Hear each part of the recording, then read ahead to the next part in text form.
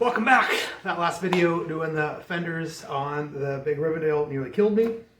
Got a little cute easy one. I want to do more frame builder videos, but keep putting it off or blowing it off. I've been modifying this cool old Raleigh frame. It's an old probably 27 or 700C race bike from back in the early 70s. Got a nice wide crown, so these are got cool lugs. So these are pretty cool for 650Bing. I dimpled these stays so it can fit 650B by 42 tires. I respaced it to 130 millimeters and realigned the dropouts. Canny bosses for 650B, down tube shift bosses. It had a Hooray dropout, so I brazed in a little chunk of another dropout so we can take Campy and Shimano and normal derailleurs. And I just popped in a bottle boss into this bridge for a fender mount. I got rid of the over guide and clamp on stuff and put a rear derailleur cable stop back here. I drilled and tapped the bottom for the normal like plastic guides. But this customer wants 3 sets of bottle cages, and I had not done that. So I just did 1 set, and I was like, you know what? I should film a video on this second set. Maybe the 3rd set too. Why not? So let's do that. So if you want to add bottle bosses to your own bike, it is one of the easier braze-ons to do. It's a little tricky, so you have to know the tricks, otherwise you absolutely cannot do it on your own. The first step is I get a nice straight edge, and I want to line this frame up. So line it up by eyeball so that the seat tube is totally blocking the down tube. I can come up like this. Because now I can see the seat tube in my field of vision, just a little teeny bit of this down tube. It's hard with these stays. So I know that I'm pretty straight. I'm just going to scrape the paint right down the center line. There's a bare tube, but wouldn't scrape the paint, just leave a little mark on the tube. You can also do this if you have like a full jig. You can bolt it into the jig and scrape off the back side of the jig and get your center line. Or your alignment table. That is bolted in the alignment table. So what I got is a center line. It looks pretty centered. I can look at it down this way too. It's pretty centered. It might be over this way to a degree down here, but it looks pretty centered up here. We got to figure out where we want the bottle cage. So this is what I just brazed on, so it's real warm. And I sort of measured it. I measured a couple other bikes. I realized where the front derailleur clamp was. I want to avoid putting the bottle boss right where the front derailleur clamp needs to go. Some bikes will do it one above, one below. That's tricky. I'm kind of coming up as high as I can without coming too high. I think I did like 20 centimeters. Seems like a lot of bikes are about 20, 21, 26 on some tall bikes. About 20 centimeters from the top of the bottom bracket shell to the bottom. And then the other trick is you want to get this one where they're not going to be hitting, or the bottles aren't going to be hitting. I'm going to put this one with a little bit of room right about this top of this scrape. I got this nice long scrape, about 1 inch or about a centimeter up. I'll mark that center. I'll mark that center. Just want to know right about where to sand this paint off. Unfortunately, if you see, you cannot do welding on frames and save your paint. The paint's going to burn. It's going to go away. It's got to come off. Here's a little emery cloth. You can buy this by the roll from like frame builder supply or lots of places online. It's like a cloth-backed sandpaper. So it is great for sanding because you can just buff metal around where I'm going to be brazing. I don't want the paint to get in there and interfere and dirty up my brass or whatever. So made nice little spots. I'll hold this back up right about the center.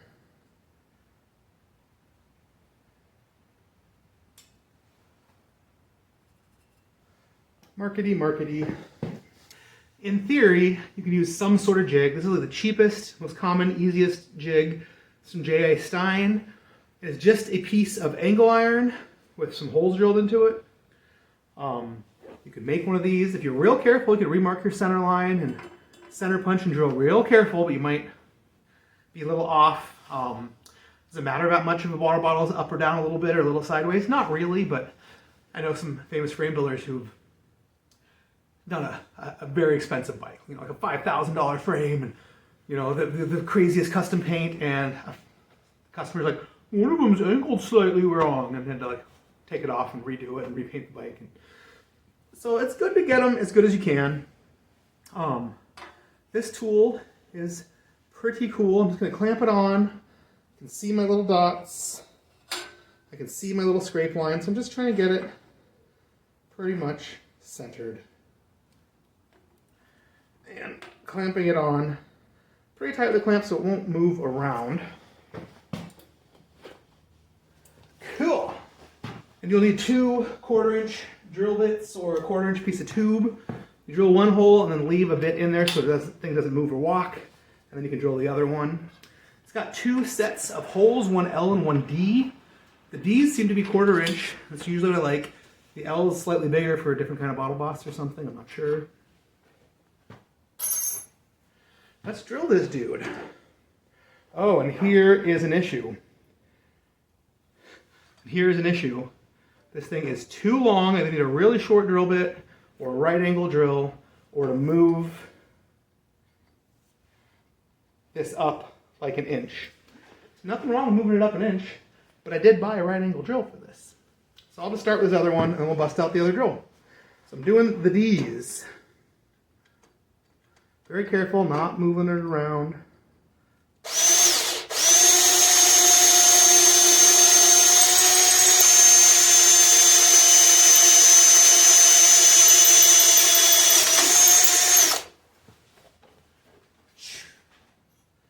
I'll probably edit most of that out, but it took a minute. It's a little slow because I'm not using a tiny little drill bit and stepping up, and it's starting this giant size as slow as it wants to go. Popping that 1/4-inch bit all the way down to hold my place on this bottom one. And I bought this drill from Harbor Freight. It's an expensive one. I bought this one from Harbor Freight for probably 50 bucks. Just exactly for this. It's got the little right angle. We can get in here and do them in much tighter spots on smaller frames. So if you get yourself in a pickle, you need a much smaller drill. These right angle ones exist. They work. I probably should drill the bottom hole first just to make sure. What if this thing's defective? Never even use it. All right, first time with the new angle drill.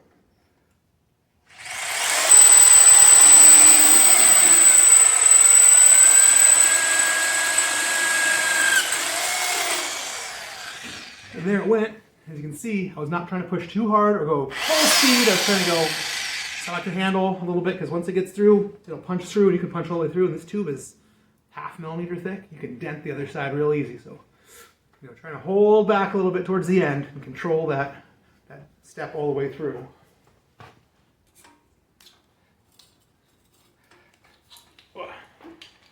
And now we got, you can see, we got our holes. They're slightly over like a millimeter a degree. It doesn't matter. No one's going to ever look or notice or get out a measuring tape. This is an old beater frame. I've never used that version, the J. Stein tool, before until the last month or so. I don't have another one. There's another one, like Alex Medea or somebody, that clamps on up here and here with a little arm between them. And that sort of makes sure it centers. I used to have the old Brignelli one, which was actually like a full-on fake bottom bracket with a giant metal arm that clamped down so you couldn't get them crooked. I really kind of liked that one and kind of hated that one. It was really a lot. I'm going to buy this other one for like 125 bucks. Just keep putting it off. I got that little Stein one, so whatevs.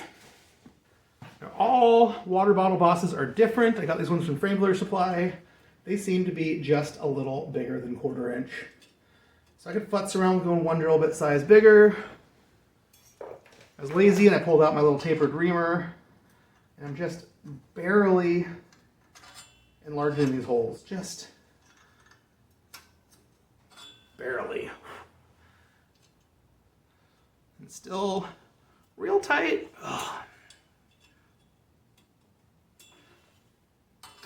Just barely again.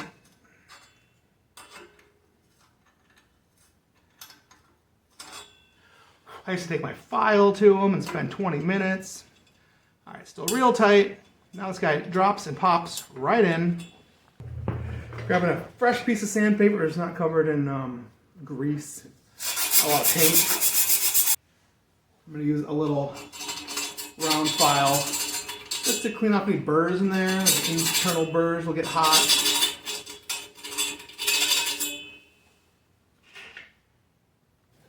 They say with silver, you just have to clean out a bit of rubbing alcohol, and then it's clean enough.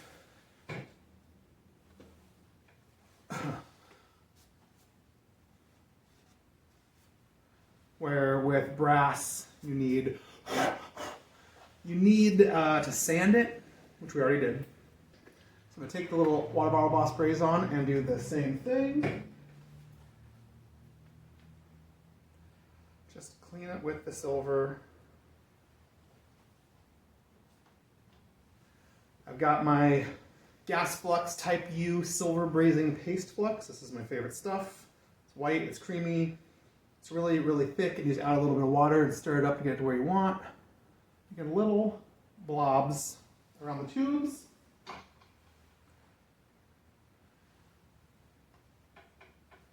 Make a little blobs on here, everywhere the silver is going to touch it, so underneath the head, on the little shaft of the guy a little bit, and then we'll fit it back in here. Plop. And these can move and change a degree or two. So I'll sort of tap them where I want. While I'm brazing them, they're full of silver, I might tap them with my torch. If they're like real cockeyed, just bring them back. I've had one that was a real fight one time. I just threaded a big giant bolt into it and got hot again. Just moved it to where it needed to be, then let it dry. Let it cool. Same thing with the other bottle boss. Just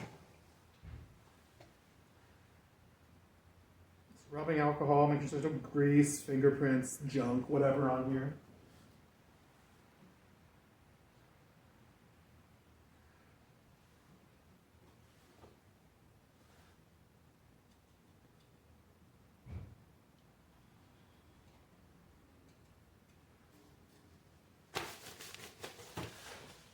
Now I have my little coil of silver. I think this is 50N. I usually use 56 for this stuff, so it flows a little better, it's a little smoother, it's a little less lumpy.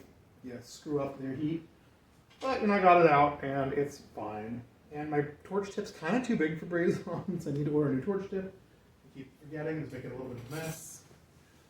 I just keep forgetting and making a little bit of a mess. It's no big deal. I can clean up messes. I know guys have tried map the gas to make the heat little. It's cheap. I don't think anyone's had any real luck with it. Maybe you can do braze-ons with it, but I don't think you can do anything bigger than some water bottle bosses. Some guys do oxypropane because you can get littler setups and it's cheap. But really just get an oxyacetylene setup. Even get the little tiny backpack ones. You get them $100 on Craigslist all the time, barely used. With tips and everything you need. And it'll do a whole bunch of braze-ons on a bike before you have to refill them. I have the tanks are a couple feet tall. It'll probably do at least a bike and some braze-ons. My old tanks are like, I kept upgrading because they'd be like, the next size up would do like 2 bikes and some braze-ons. The next size up would do like 3 bikes and all the braze-ons you want before you run out of gas for no reason in the middle of working. So I turn on my oxygen and spark it. I turn my flame down until that's up. Turn it down until the tip is just barely flickering. So you hear it. Flickering. I'm going to turn down a little bit because we're doing silver. Then you add acetylene to make it hot, burn fast. I want to turn it down until I got this about 1.5 inch blue cone sticking out. If I do brass, I turn it down to the cones like barely a 1/4 inch, like real little and tight. Now here's the trick. Everyone does this different. I swear I was taught how to do it wrong. I don't like it. I put all my heat into the tube, so I'm staying way away from the braze-on. I'm not within like, this tip isn't within like a 1/2 inch of it. I'm going around and around and around, getting this tube warm. Coming a little closer to get the flux, get melt all the water out of it. Coming around, hitting it. Because the braze-on is so small, and the tube is so big, and the tube is thin, it'll disperse heat, the heat will go all over. That braze-on is so small, you get red hot. If it gets red hot, you'll burn the flux, and the silver won't stick. Coming around till the flux gets nice and thin. It's glassy, and then we're going to come in and just try and touch it with the silver and not get it too hot. I'll go all the way around the tube again. Now I'll go on the braze-on a little bit and get it warm and get it to spin. And make sure the silver pulls down. Come to this other one. Heat's far away, going around slow, boiling all that water out.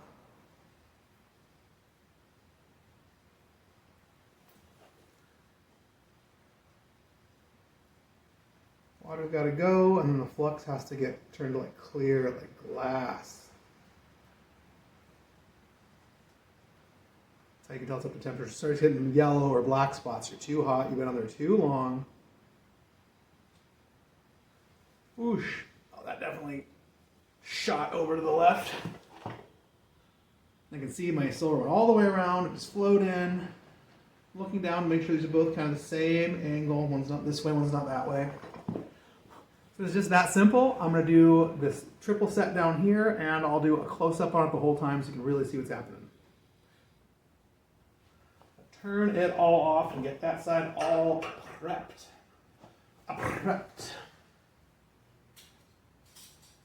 And if I was smart, I'd let this side cool. And I have a touring bike I'm going to take a look at, because you need this third bottle boss. It's a little tricky because you want it as low as possible because your fender and your tire are going to be in the way, so it'll hit your fender if it's up too high, or if it's windy and rainy. Man, it's storming there. Saying all sorts of stuff's going to happen. It could hit your fender, it could hit your tire. You might have to use a small bottle. If you have too low on some bikes, it can be a real issue. The inner chainring could hit it. I feel that's not as much as an issue as I really think. That's up like an inch off the bottom. So you don't want it down too far. You don't want it up too high. Looking at an old touring bike right there, and it's clearing all those chain, but they're bigger road chain rings.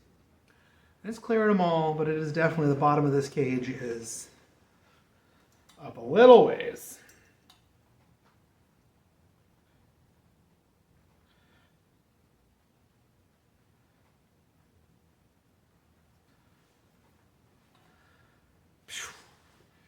Cool, cool. Always double check to make sure your holes are drilled right. Make sure this thing's flush, don't want them all jacked up. Looks pretty good. It really is like a degree over. The worst case, you bolt your cage on, and if it looks like it's sticking out, you just grab your cage, just thin aluminum on the bottom, you just go, spin your cage straight. All right, this is about as good as I can do for a close-up on this. We scraped the tube, we sanded the tube, put my Sharpie marks about where I think they need to be. I'm going to draw them out down so I can see them even when stuff's on the way. Just rough, doesn't matter if they're up or down, a couple of millimeters.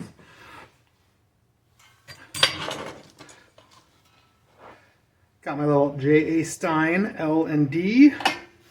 Pretty much look down, I can see my scrape line, I can see my Sharpie mark. This is where I want to be.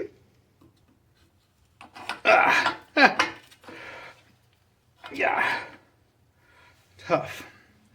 Still see my scrape line all centered in here.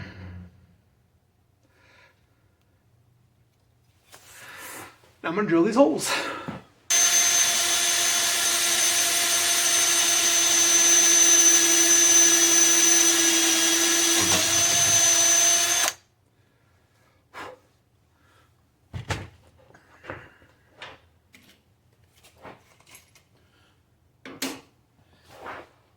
Stick another 1/4 inch bit in, or not.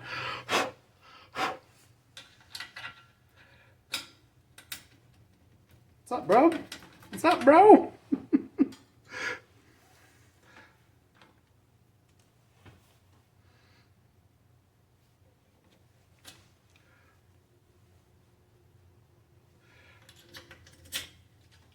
All right, well, it goes in this way. Cool. On the D, so I'm still doing the D up here. Making sure I can still see my line that's in. I can still see my line. We know it's pretty straight.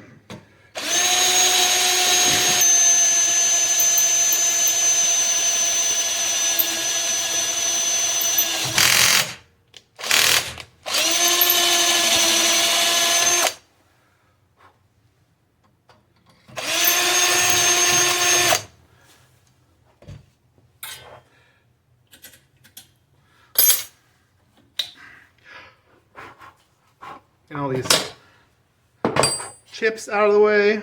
Oh yeah, this one moved from at least where my line was, but it's nice about the tool. My line could be a little crooked. The tool is going to be, you can't make it go wonky.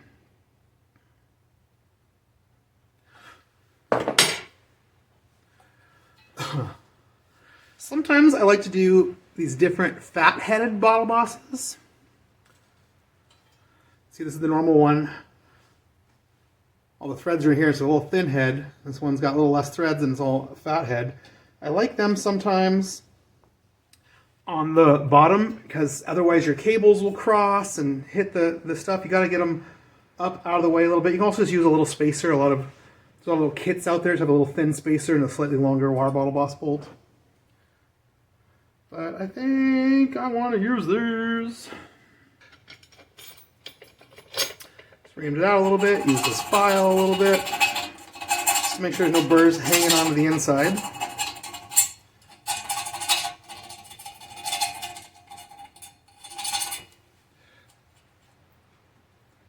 That fits nice and tight, nice and tight.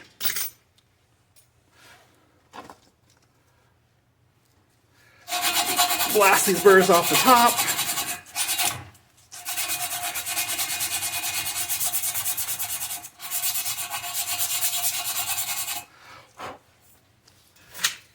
A little rubbing alcohol. See if we can find a clean spot on this paper towel. Got a lot of dirt, so I'm gonna hit it again.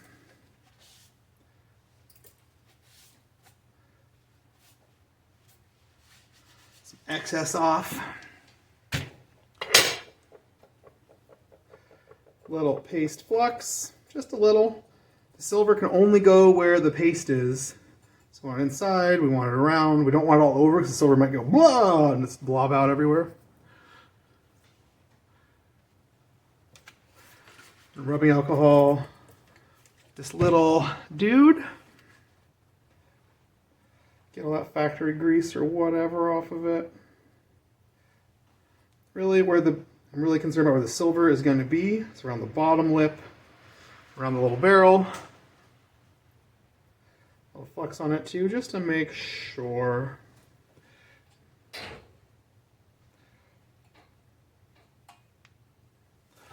You gotta pop all the way in. There we go, all the way in, nice and flush, nice and tight.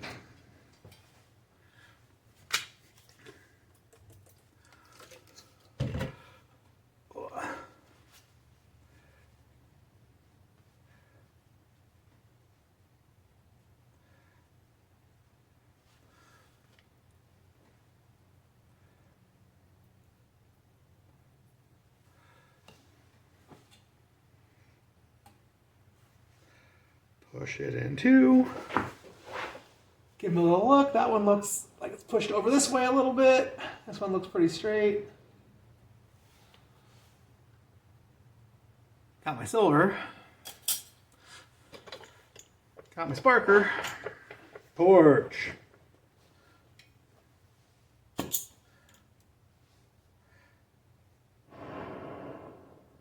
little bit, turn it down a little bit. Just while the tip's barely flickering. Acetylene. So I got about 3 inches. There's about 1 inch. It's barely touching it. I want like 1.5 inches. Then it starts getting a little orange. So maybe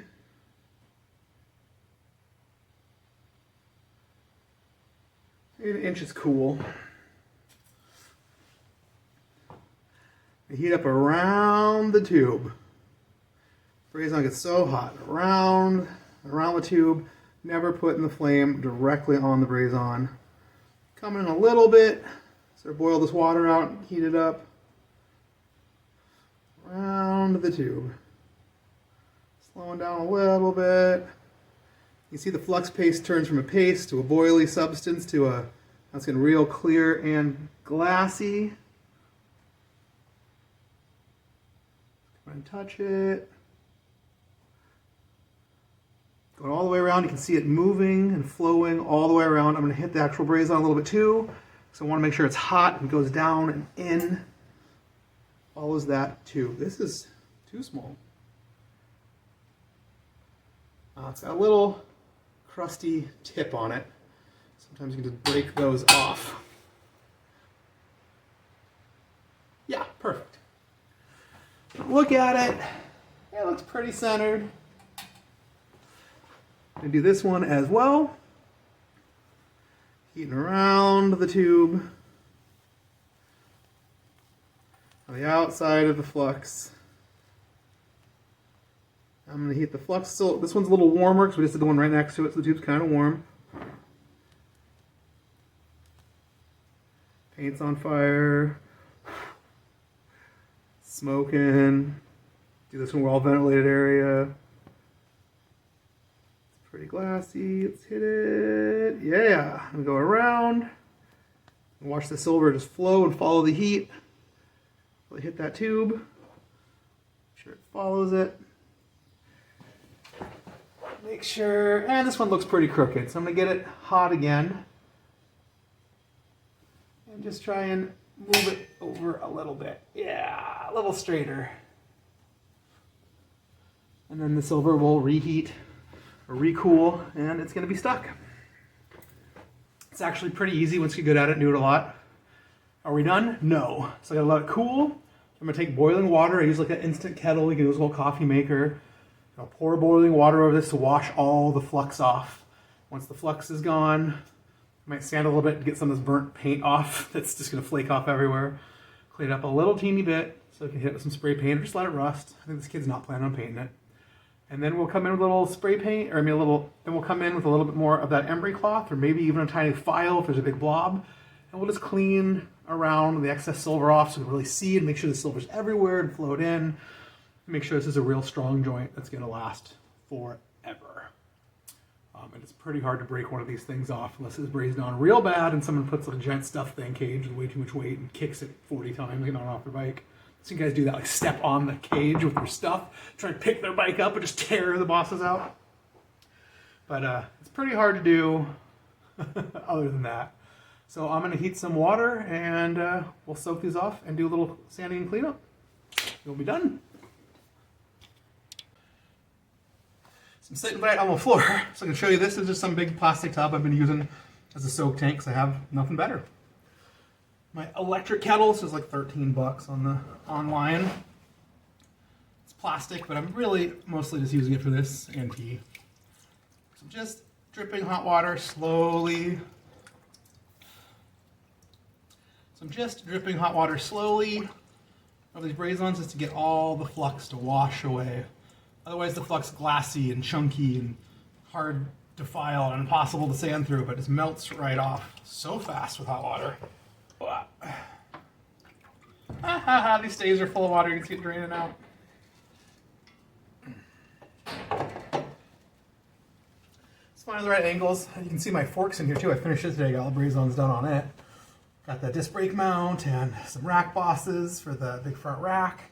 Got an extra set of eyelets put on the bottom for the fenders. I use these fork tips are specific to these disc blades.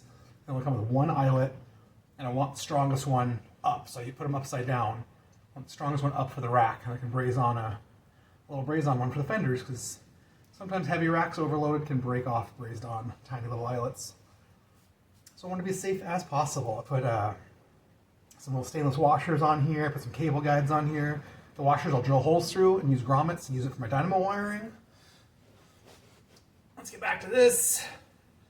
Carefully dripping boiling hot water on my lap. Yep. It doesn't really take that much.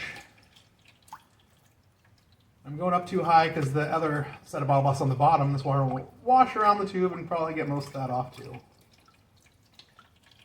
The sooner you do this, the better it works. So I'll let this sit for a couple days. This might take 2 pots. But since I just did it, and it's just cooled down, it's only taking just a couple of seconds.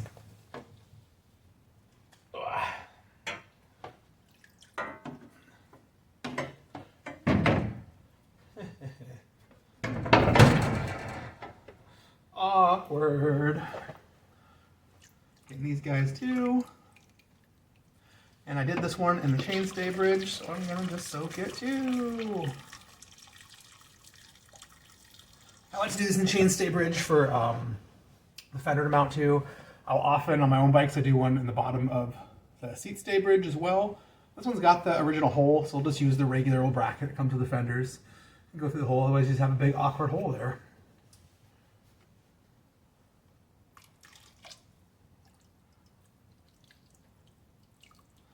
one of these I got a little blob on, so we'll be able to do a little cleanup. The rest should clean up pretty cute and fast and look great.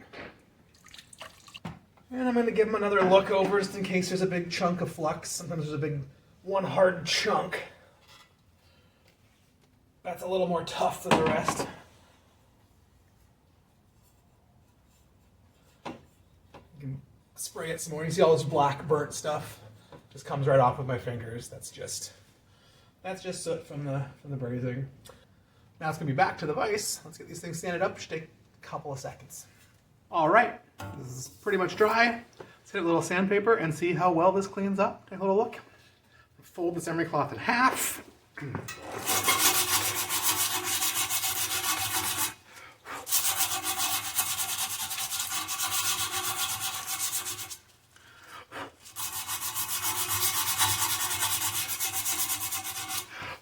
This one, at least, is perfect.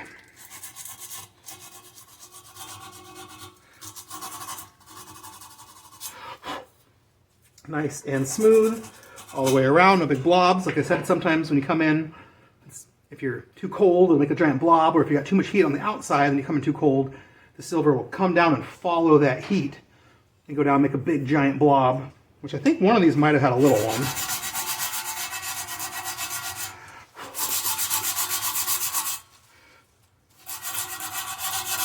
It's always going to be a little bit where you come in, but this comes right off. If the blob's not paper thin, you'll have to use a file. You can always come in and give another heat cycle and reheat it.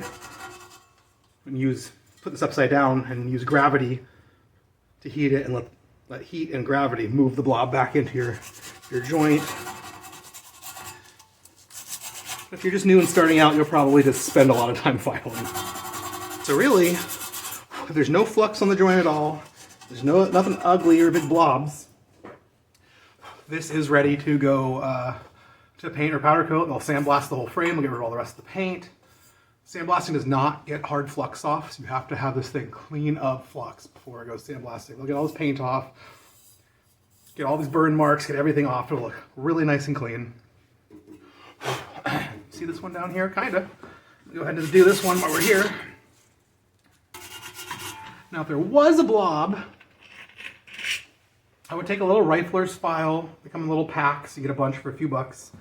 And carefully try and file the blob off without filing it into the metal of the tube at all. And just get all the big spots down. The silver's real weird, and files skate over it, and you really tell the difference between filing the silver and digging into the metal. It's got a lot more resistance. So file the big spot off, then wrap the file in the emery cloth. So you're really pushing the emery cloth down hard. And then clean it up, and then do a final buff with the emery cloth and make it perfectly beautiful. You can see each one of these is only taking me like 20 or 30 seconds because there's not any big blobs. Big blob could take you 5 or 6 minutes to file out. No fun. Mostly just making sure there's no blobs, and mostly just making sure there's no flux. Doesn't really matter how clean I get other than that. The sandblaster is going to take care of most of it. Beautiful. It's got to flip upside down to the other ones. No point in watching that. So that was I did a couple little videos on frame building. So I'm going to call this Frame Building 101, adding water bottle bosses. You can use these as rack mounts, lowrider rack mounts. Pop into the stays instead of doing barrels. You can use bottle bosses for a lot of cool stuff. I likes them. Anyways, thanks for watching. One little last thing. Like I said before, if you get it too hot down here and don't have this hot enough, the silver can just blob out. Here's a perfect example. I had the jig in the way and it was weird, and I messed up and my silver blobbed out another temperature. So I'm just going to show a little bit about how to deal with that. Here's a little flat file, a little rifler's file. I'm going to try and take the high spot out. And it's hard because the silver is so smooth and it loads up and it fills your file up. And move around and clean the file off once in a while. Normally when you file on a round surface, you always do strokes. I'm just taking the high spot off of here, so it doesn't matter. We'll get to doing some strokes. You can see I'm still moving it back and forth and trying to only hit the silver, not dig into the actual thin tubes. file. Sometimes you gotta try a few to find one that's really doing what you want at the time you want it.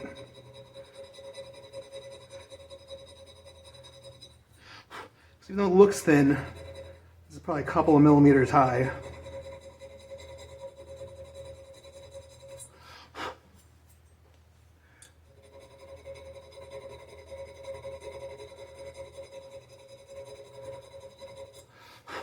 Keep going. We can switch to wrapping it in emery cloth and pushing just on those high spots with emery cloth work. The emery cloth will take forever to dig through the metal and actually hurt the metal. It doesn't really matter scraping it up a little bit, but it does cut through the silver much, much faster. You can see we're down to like, that's getting real thin right here. There's just a little high spot right here.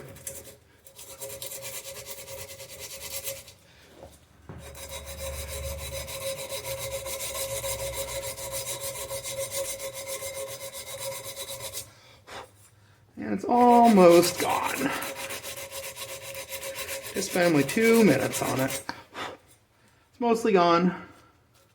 Let's get here a little closer just to make sure. So that's all paper thin, paper thin. Can't do nothing, and then we can